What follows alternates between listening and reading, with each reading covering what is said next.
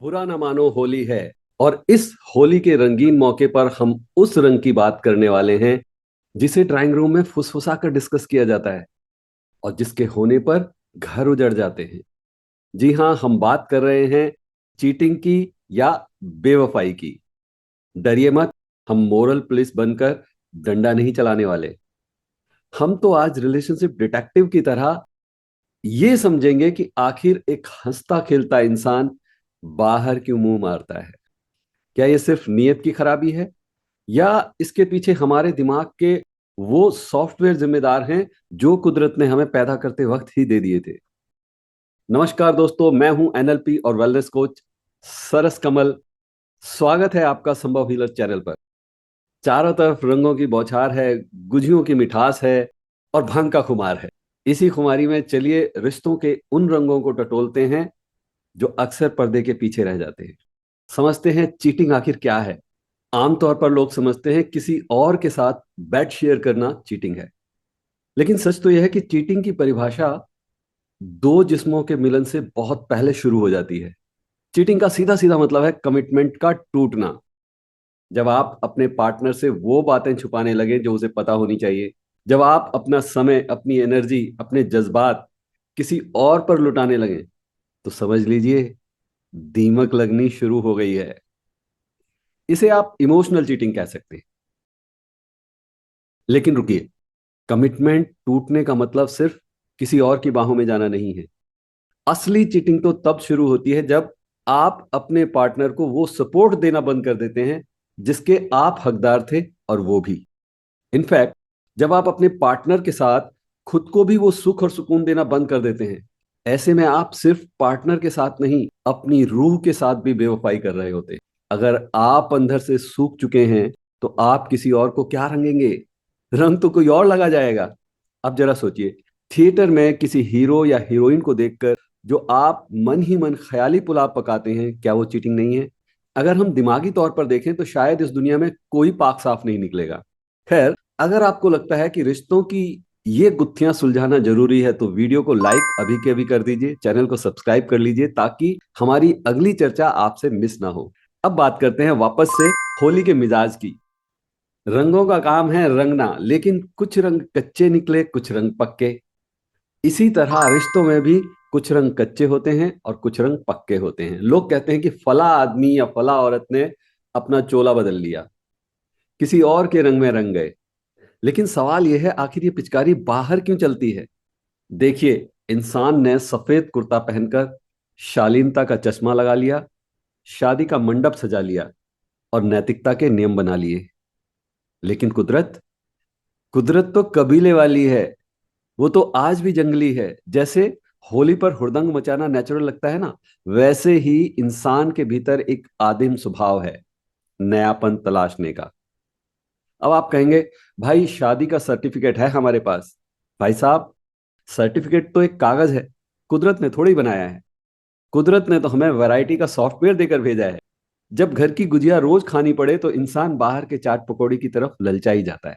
अब आप इसे नेचुरल सिलेक्शन कहिए या मन की चंचलता, पर सच यही है, पिंजरे में बंद परिंदा भी आसमान के रंगों को ताकता जरूर है। दरअसल हमारे दिमाग में 6 तरीके की जरूरतें होती हैं। उनमें से एक है बदलाव या जरूरत की भूख। जहां बदलाव की भूख ज्यादा होगी वहां बेवफाई का रंग आसानी से चढ़ सकता है। अच्छा सोचो, होली पर हम हर साल नए रंग क्यों लाते हैं? क्योंकि पुराना रंग बोरिंग हो जाता है। रिश्तों में भी यही होता है। जब रोमांस की पिचकारी में पानी खत्म हो जाए और बातचीत सिर्फ बिल और सब्जी तक रह जाए तो इंसान बाहर गुलाल ढूंढने निकल पड़ता है। पर सबसे बड़ा कारण यह देखा गया है कि जब घर में प्रेगनेंसी का दौर होता है ना, ऐसे में सारा ध्यान उस आने वाले नन्हे मेहमान पर होता है। पति महोदय उस समय बिन बुलाए मेहमान की तरह कोने में पड़े रहते हैं। उन्हें ना अटेंशन मिलता है ना प्यार। अब ऐसे में अगर बाहर कोई हैप्पी होली बोल दे तो ये जनाब फिसल जाते हैं। ये नैतिक रूप से गलत हो सकता है, पर मनोवैज्ञानिक रूप से वो सिर्फ अपना अकेलापन रंगने की कोशिश कर रहा है। कुछ लोग कहते हैं हमारा रिश्ता तो पक्के रंग का है, कभी नहीं छूटेगा। पर जनाब, धूप में तो पक्के रंग भी उड़ जाते हैं। अगर आप पार्टनर को वक्त नहीं दे रहे, उसकी तारीफ नहीं कर रहे, तो समझो आपने अपने रंग में मिलावट कर ली है। एक पार्टनर को दूसरे से मुख्यतः तीन चीजें चाहिए: तन का साथ, मन का साथ और धन का साथ। अगर दिल के तार यानी मन का साथ नहीं जुड़ा तो शरीर बस एक जरिया रह जाता है। ऐसे में जब घर में इमोशनल सपोर्ट नहीं मिलता तो लोग पड़ोस की छत पर जाकर फाग गाने लगते हैं। लेकिन दूसरी ओर अगर शादी में तन के तारों का कनेक्शन टूट जाए, फिजिकल बॉन्डिंग ठंडी पड़ जाए, तो भी बाहर की आग ज्यादा चमकदार दिखने लगती है। तो क्या करें? होली खेलें या रिश्ता बचाएं?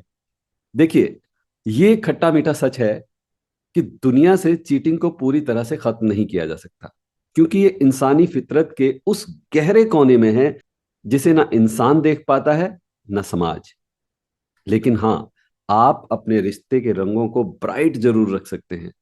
पार्टनर को सिर्फ एक जिम्मेदारी समझे बिना उसे अपना होली पार्टनर बना सकते हैं और एक दूसरे की उन 6 आदिम मनोवैज्ञानिक जरूरतों को पूरा करना शुरू कर सकते हैं।